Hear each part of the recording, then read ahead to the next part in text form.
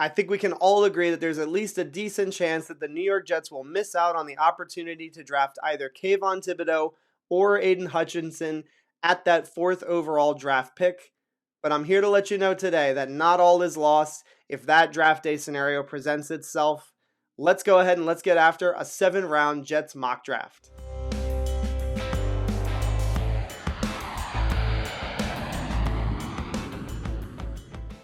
Before I get into the video, if I could get you to please jet up the like button, and if you're new here and you enjoy the content, please consider subscribing to the channel.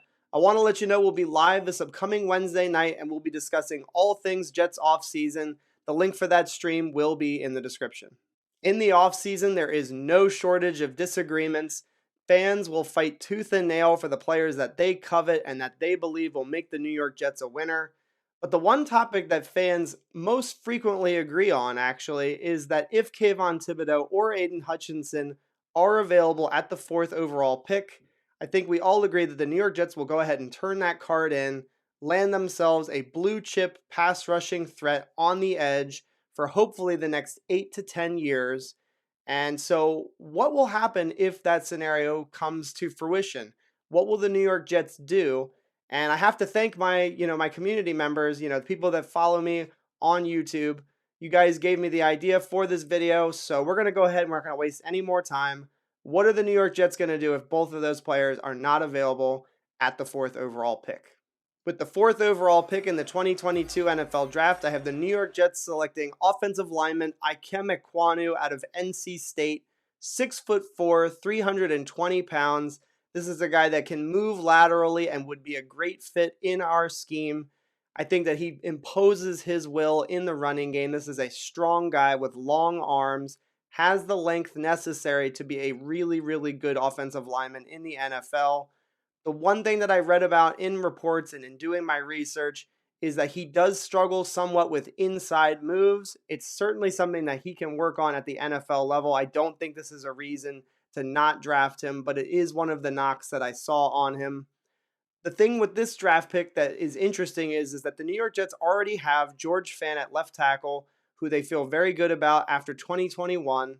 And then we also have Mekhi Becton returning from injury, who flashed dominance in his rookie season. And so the question becomes, if the New York Jets draft IKEM, which I think is something that would be on the table, what are they doing? How are they shuffling this offensive line up? And to me, the most likely scenario would be that IKEM would be put in the right guard spot, maybe his rookie season. And then after his rookie season, you bump him out to right tackle and let him play on that right side. It would be very, very interesting to see, though, if we could look into the future, how that would work out, though, in regards to those 3 offensive linemen that I mentioned. It certainly would put a ton of pressure on Mekhi Becton for sure. So if you're one of those people that is, skeptical of him moving forward, I think that this would be a great move because, again, it stabilizes the offensive line for the now and for the future. With the 10th pick in the 2022 NFL Draft, I have the New York Jets selecting Jermaine Johnson, edge rusher from FSU. He's 6'5", 260 pounds, transferred from Georgia, and flat out dominated the ACC this past season. Over 17 tackles for a loss, over 11 sacks. He has good bend, strong hands, and again, this is a guy who has a lot of counter moves and hand punches that he uses to his advantage when attacking the quarterback. I think he is a dream fit for the scheme and for the philosophy that Joe Douglas and Robert Saleh are trying to install in this defense. We get a massive upgrade at the edge position. And again, is he Kayvon Thibodeaux? Is he Aiden Hutchinson? I think time will tell, but he is one of my favorite players that I've watched, on film. And again, just reading reports about him and the performance that he had at the Senior Bowl, his stock is certainly going on the way up. The question will be is where does he go in the first round? I think he's definitely earned his spot in the first round. With the 35th pick in the 2022 NFL Draft, I have the New York Jets selecting DAXTON Hill, safety out of Michigan. He's 6 foot, over 190 pounds, and he is absolutely one of the most versatile players in the entire draft class. He lined up as an outside corner, slot corner, single high free safety, and even as a dime linebacker in the Michigan defense. I don't think there's any reason to believe that he can't do some of that at the next level. And Joe Douglas has preached about it since he was hired. Versatility is one of the things that he covets the most. I think that the more I watch and the more that I read about Daxton, I think that, he's a guy that could be drafted in the second round and kind of does similar things that Kyle Hamilton does, and you're getting him basically a round earlier than you would have to draft him. So I think the value's there. I think the versatility's there. He's rangy. He's going to play against the run. He's going to play against the pass. So he's not one-dimensional.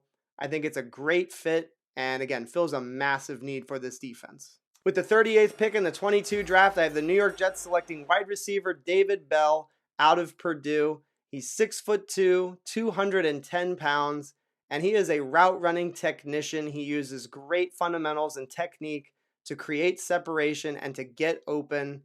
And when you're talking about this Jets offense, that is one of the most important aspects of the wide receivers. They have to be able to do just that. And I think David Bell does a great job of that. You take a look at the production at college. He had almost 3,000 yards, over 20 touchdowns.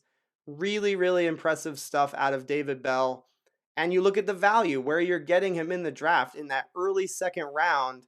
I think he'll be there. And again, you're not having to spend an early first round pick on the position. So I think that the option there is really intriguing. And again, I think if you don't know a lot about David Bell, go ahead and check him out. I think you'll be really, really impressed.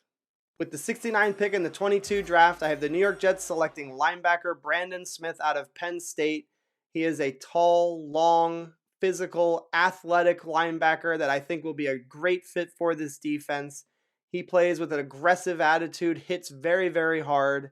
And again, I think he'll be best served as an outside linebacker in this scheme. And I just think about the pairing of he and CJ Mosley. I think that would be a tremendous get for the New York Jets in the third round. Great value, a high upside player. And again, if he can work on maybe deconstructing some of his blocks, I think he's going to be an outstanding player. Pick 108 in the fourth round, I have the New York Jets selecting tight end Charlie Kolar out of Iowa State. He's 6'6", 260 pounds.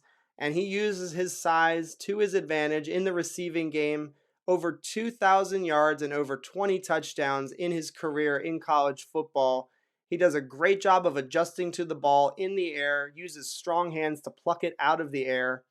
And the big question with Charlie is he going to be able, because he's such a tall and long dude, is he going to be able to learn to drop his hips when he is engaging in his blocks in the pass game or the running game? I think it's going to be a really important factor for him.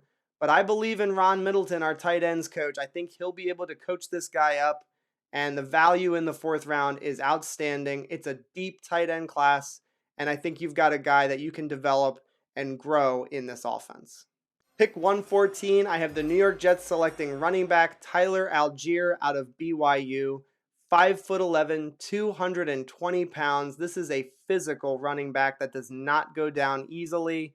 And let's just be honest, this is one of my favorite running backs in the draft class to complement Michael Carter. I think that he still does a lot of really good things in the passing game. This is not just a bruiser in between tackles type of running back. I do believe that he will be able to fit into the scheme. And again, you just talk about the need for somebody to be able to come in and play running back alongside Michael Carter. I do think that it is a need on this football team. And if you take a look at drafting IKEM EKWONU, drafting Michael Carter last year, adding Tyler Algier, I think there's a real chance that this running game could seriously get going in 2022. And I would love for Tyler Algier to be the guy that they select. The one knock that I do have and the concern that I have for Tyler is that he does have 500 plus career touches to his name in college football. Will he be able to last at the NFL level? I personally think he will. In a running back committee with Michael Carter, I think they both would have very long careers. And again, they will make a ton of plays in this offense. Pick 144, I have the New York Jets selecting cornerback Jermaine Waller out of Virginia Tech. He's 6'1", 180 pounds, had an excellent sophomore year for the Hokies, and then suffered an ankle injury that pretty much wiped out his entire 2020 season. He came back in 2021, had another great year, 4 interceptions, makes a lot of plays on the football. The big question with Jermaine is how is he going to run at the scouting combine? That's the thing that I've read the most and that I've seen the most, is that he doesn't necessarily have that top end speed. It could be a problem for him, and that's why I have him slipping into the 6th round. But again, talking about a guy with production and shows the ability to make plays on the football field, I'm willing to take the swing in the 6th round, add another cornerback to this room, have some competition, and get the most out of this group. To round out this mock draft, I have the New York Jets selecting center Alec Lindstrom out of Boston College, 6'3", just a shade under 300 pounds. The biggest knocks for Alec is that he's not going to have positional versatility at the next level. He's most likely going to play center his entire career. And then the other knock is that he's not an overly strong or an imposing offensive lineman. This is not a guy that's going to be burying people in the running game. But there are a couple of upsides. So the first one is that this gives us depth for the center position for 2022. And it also is one of those possibilities that when Connor McGovern leaves into 2023 offseason, perhaps this is a guy that could potentially fill that center need after this upcoming season. So it's a short-term answer for the depth, and it's a potential swing for a long-term answer at a very, very important position.